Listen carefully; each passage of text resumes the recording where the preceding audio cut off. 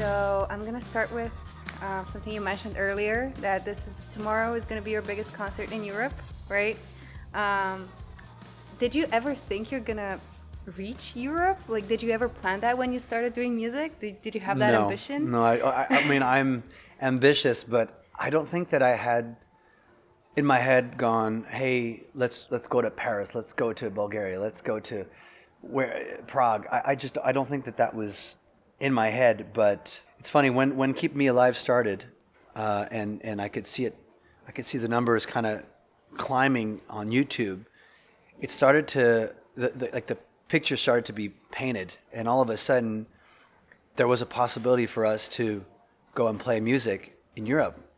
And I had never really visited Europe other than gone to Bordeaux, and I did like a festival there when I was young. So definitely wasn't in the plans, and this is much cooler than anything that I thought it was going to be. So yeah. This is your second time in Bulgaria? Second time. So most artists probably don't, but like, do you remember anything from your first time in Bulgaria? I do.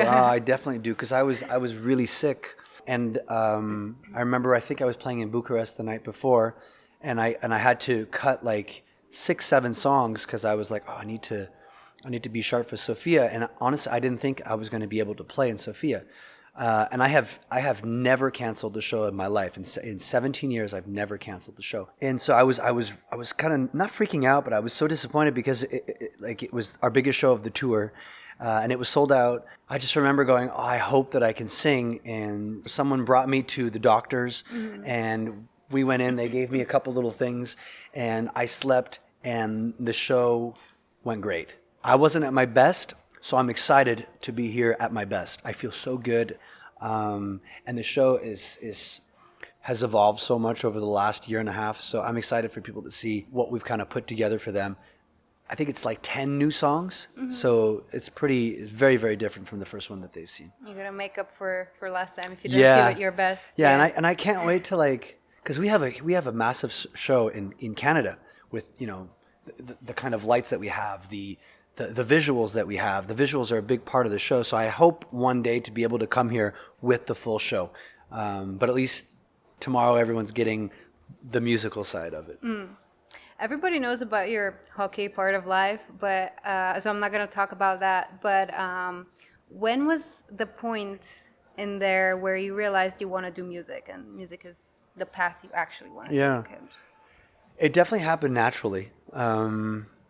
I was doing hip hop. I think I was like 15 or 16 years old, and I was doing rap. And I used to just try and rap, Eminem and 50 Cent. And that was like my thing. And then there was this DVD. I think it's called "Where the Light Is" by John Mayer. And I saw John Mayer sing and play guitar, and I was like, oh my God, I want to do that.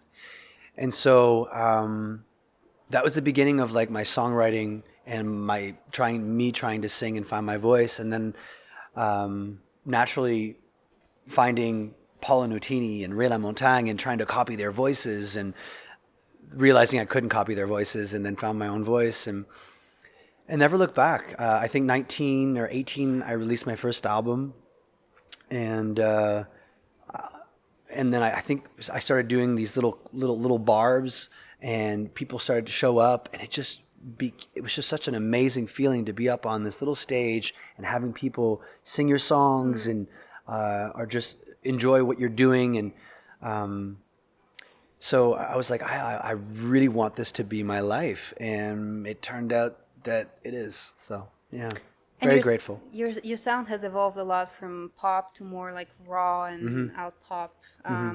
How would you describe this evolution in your own words?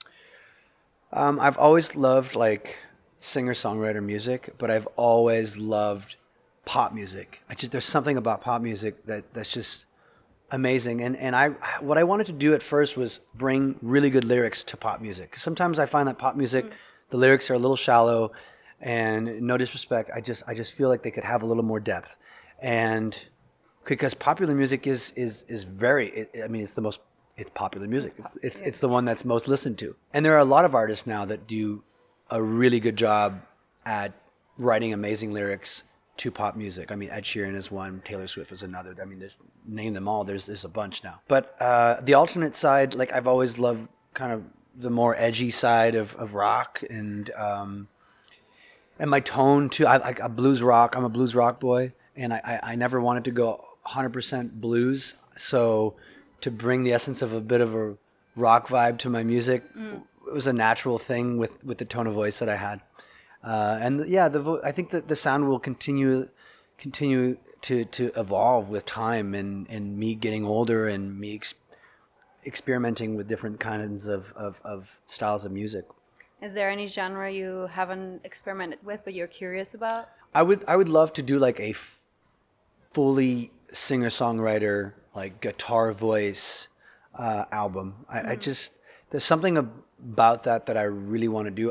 The only thing is like to go and tour 12 songs that are just guitar voice. I think it's kind of difficult, but there are people like Gregory Alan Isakov who can do that. I would like to see if I could do that at one point and do some sort of album where it's just me alone at the guitar, and maybe I'm opening up for myself in a way, and then the band comes in later on. But I would love to do that. It's just this raw, authentic guitar voice. You have a band with you right now on stage, is that right? Yeah. I've had the same. I mean, it's evolved, but my main my drummer and my piano player have been with me since pretty much the beginning. And we've added Timo Shah, amazing guitar player from La Rochelle in France. I have pretty much the whole band. The only person that I'm always disappointed that I obviously can't bring is Kim, who you guys have seen in Keeping Me Alive and stuff. But other than that, I love having my band. It's just touring alone would be so boring. I couldn't do it. No chance. It would be. And I wouldn't be able to do that.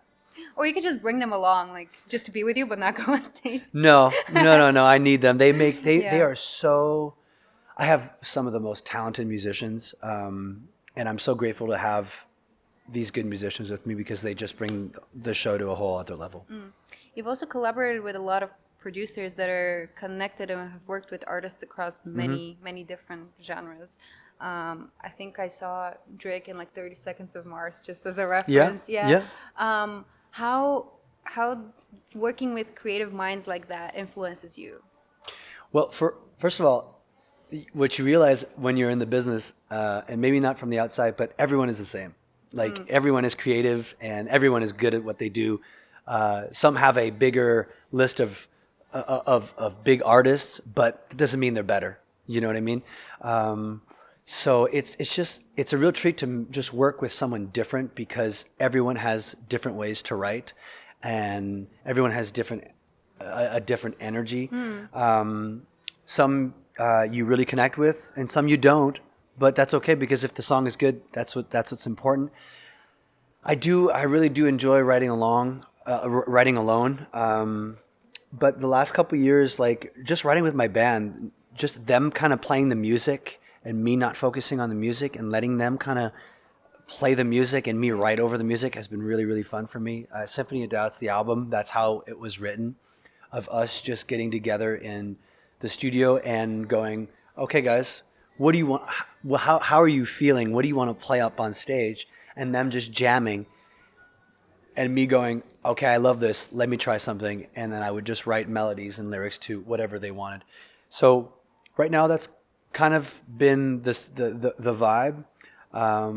So I haven't been writing with a lot of different songwriters and stuff, but I just feel like I'm also in a place where I do kind of feel like I need to write alone a little bit to just even get the songs to be even more authentic into who I am. Especially, I guess, when it comes to lyrics, your themes like weave a lot of love and self-doubt and hope. What is, for you personally, the hardest emotion to write about and talk about, even through music? I think, songs like Just for the Night and like happy songs for me are really difficult. And like I'm a super, like I do struggle with happiness at times, but like I'm most of the time super happy. And it's weird that I struggle to write songs when I'm happy for some reason or about happiness. And maybe that's the next chapter of writing things that, are light and fun. But I don't know. I think music over the last couple of years has been for me like my therapy, and it's helped me grow and understand who I am and what I am and how I want to be. And you know, that's what I'm realizing when I listen to my songs now, like especially the older stuff. Like I listen to them and go, oh yeah, that's what I learned. That's the lesson. That's why I wrote a, like don't forget those things. You know, that's why I have tattoos. Like they're just little reminders of who I am and what I've gone through. And don't forget who you are, and don't forget where you came from. Mm-hmm.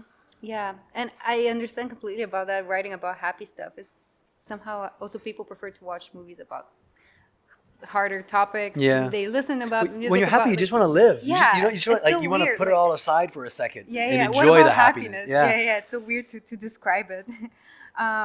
You once lived on the road in an RV. Tell me about that experience. Yeah, amazing. Some of the best times of my life. It's definitely the most freedom I've ever had. I mean, I had put everything aside, so I had no schedule. I could go wherever I wanted. I mean, it's pretty much where I found myself, you know, for the first time. Like I really found myself. And that has been now like a thing where I leave and I go out and travel the world and again, continue to find different facets of who I am. So it was really good for me because I fell in love with music again. I found a clear path, a clear understanding of where I wanted to go and who I wanted to be. I do highly recommend that to everyone to go out and I'm not saying quit everything, but put everything on hold for a little bit and don't be afraid to do it. It's scary because I know it's like we all have different financial situations and stuff, but like if you can put a little bit of money aside and plan that out to just go and explore the world, it is amazing. It's life altering, and you will learn so much about who you are, and after that you'll be able to bring so much into your life, and you'll probably be surprised on how much better your life will get. What do you think is the most important lesson you learned? Like I imagine you would have to learn how to set up the stove or like how to connect the shower to the toilet. Well, I mean, I learned a lot, like those kinds of things. Absolutely. I mean, I learned how to start fires really, really well, and I learned how to get away from cops and where to hide when to not pay for parking or a place to sleep for free. You know, but really, I learned to be patient. I learned because we're all in such a rush. And I get it, like, because I've been there. We're all in such a rush to get somewhere and to have money and to have success.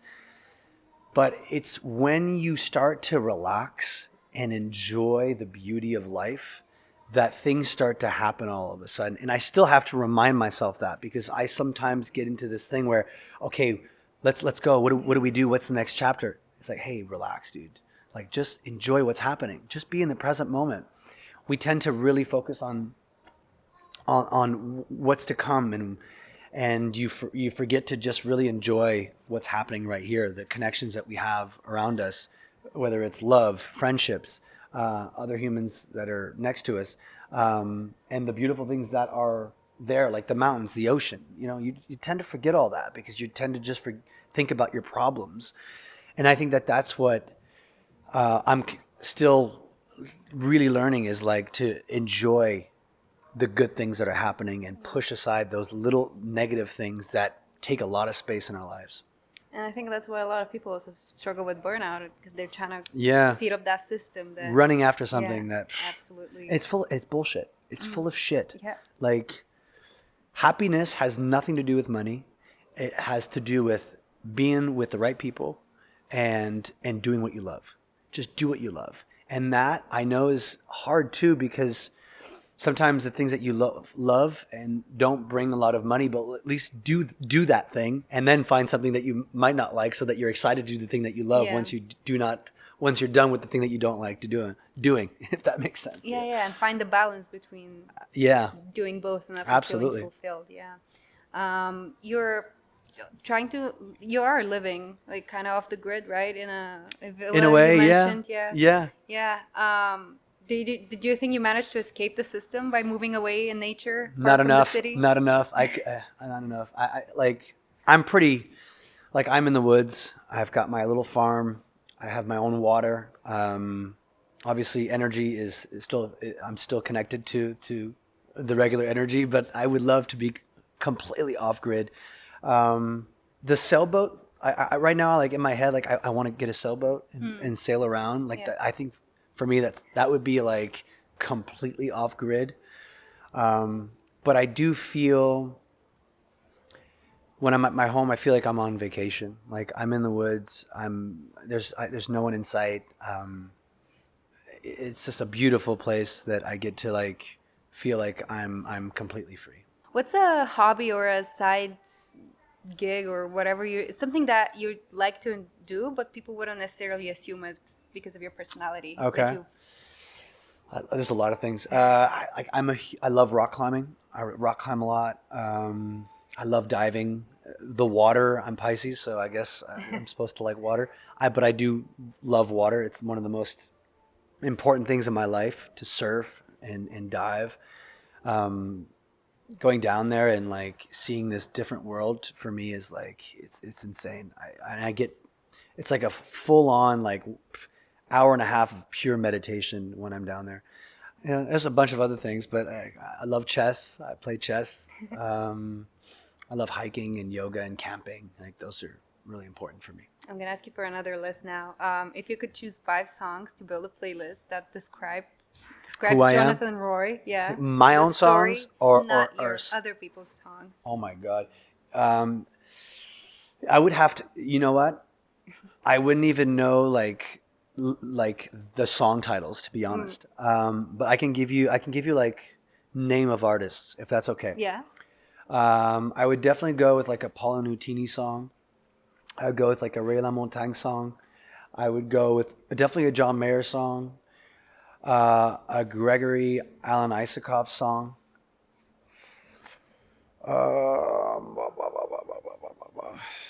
I've got some Olivia Dean playing, which I love Olivia Dean. Oh man, Matt Corby. Do you know who Matt Corby is? No. Super cool. Check him out. I Australian guy. I think that's more than 5, but who cares? And I apologize. That's the thing now with music. Like I sometimes don't even know who's singing. Like I just put a playlist, and if I like something, I'll just add. I don't even know who's singing. Yeah, I just play the radio. Yeah. Otherwise, I play the same 5 songs I have on my playlist. Yeah. The first 5. You have a new song coming out tomorrow. Mm-hmm. Yeah. Do you want to? Yeah. Tell us more about it. Sure. Well, I mean, so it's been released on Spotify and stuff. It's called "Let 'Em Go." The music video. But the music video, the official acoustic video, which we filmed in Dubai, near Dubai, in the desert. It's gorgeous. We did it super low key and raw. I actually bought this like little mic, and it's just one little mic in between the 3 of us, and we're just 2 guitars and 2 vocals. It's windy. The sound is not perfect, but it's so cool. And it's a song about, I guess it's a song about death and like arriving to the door of heaven and hell, and for like whoever's in charge is going to decide if you're going to go up or down. And I wrote it for a TV show, and they never. I don't think they took the song, and I was like, I don't care that they didn't take the song. I love this song. I want to release it, and so I did, and people are really connecting to it, which is really, really cool. And we're going to be playing it for the first time live in Sofia, so it should be fun. Should be fun as well. Yeah. Of course, yeah. And the last question I ask everybody who's on this chair.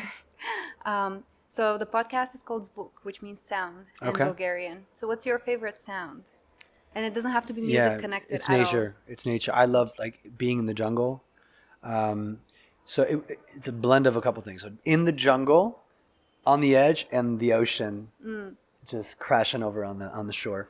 Those are that's my favorite thing. Wake up in the morning before, if I'm going diving or surfing, have a coffee, and I just sit there and I just hear howler monkeys or birds chirping and the waves crashing on the shore. It's just, there's just something really, really beautiful about that. And I hope that I'm always near that, at least once a year. That was easy.